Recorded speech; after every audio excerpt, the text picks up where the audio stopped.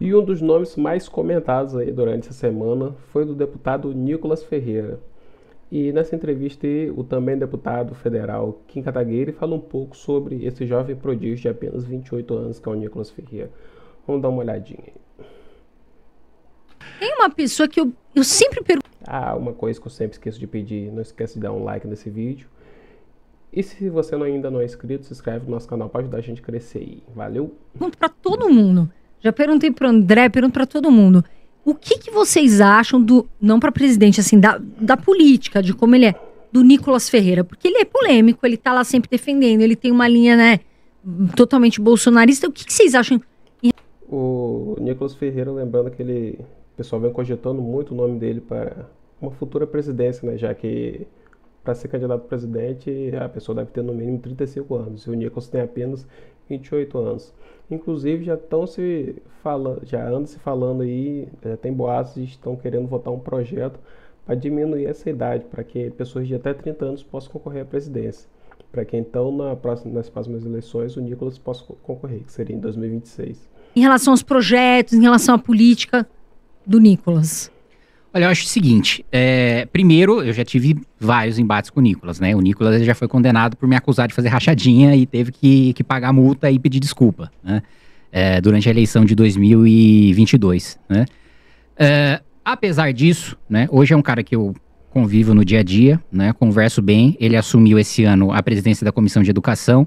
Acho que, antes dele passar por essa experiência da presidência da comissão, o trabalho legislativo dele deixava muito a desejar, né, tecnicamente falando, né, em termos de aprovação de relatório, qualidade de relatório, relevância de projeto, aprovação de projeto, articulação política. Acho que ele focava mais em fazer vídeo do que, de fato, em exercer o trabalho parlamentar. Na verdade, a maioria dos deputados hoje lá focam nisso, né? Principalmente os que participam de alguma CPI. De falar algum trecho, fazer alguma participação, dar alguma lacrada ali, para poder eles fazerem um corte e botar ali no Instagram deles, no canal deles. Que é uma crítica que eu tenho à maior parte dos parlamentares bolsonaristas. Acho que eles passam mais tempo fazendo vídeo do que exercendo o mandato. Acho que, inclusive, o mandato acabou se transformando num instrumento para você aumentar seguidor em rede social, quando, na verdade, deveria ser o oposto. Pelo menos é para mim, né? Minha rede social é um instrumento para eu ter um mandato parlamentar e o mandato para eu trabalhar e aprovar as coisas que eu acho que são relevantes e barrar as coisas que eu acho que são relevantes. Passada essa experiência, eu acho que ele amadureceu, eu acho que ele passou a pensar e se reunir com técnicos da Câmara, inclusive, que são bastante qualificados, né? Inclusive, o Tarcísio é técnico da Câmara, né? Da área de infraestrutura.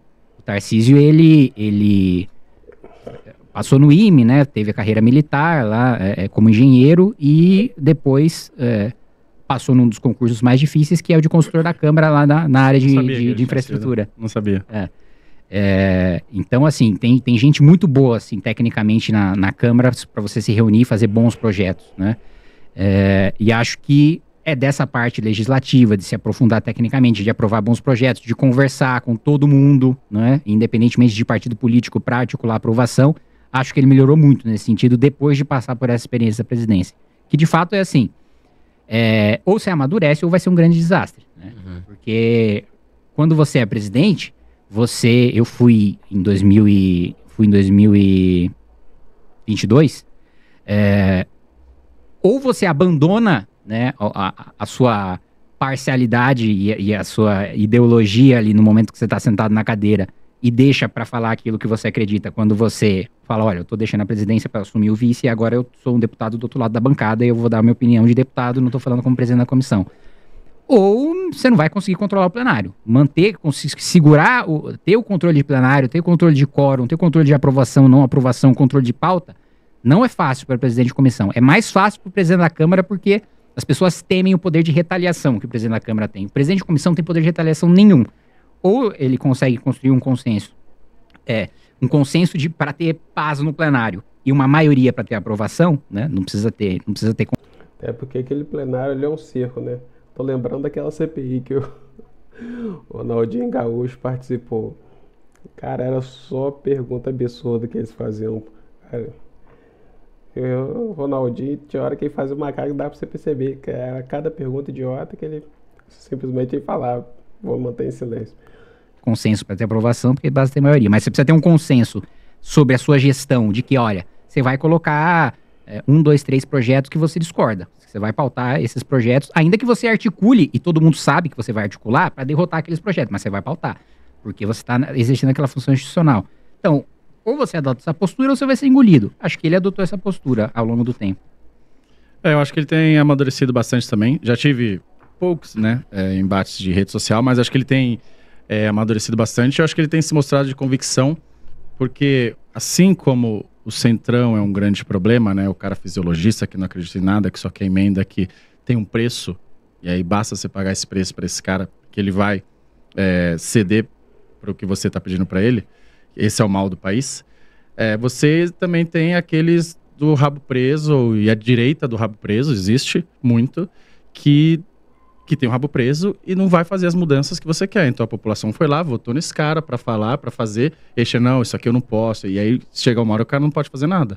Então se o cara indica, por exemplo, o advogado dele pessoal, o Zanin, você espera que o Senado não deixe isso. Não faz, não me parece, olha, muito razoável que o seu advogado pessoal seja ministro da Suprema Corte.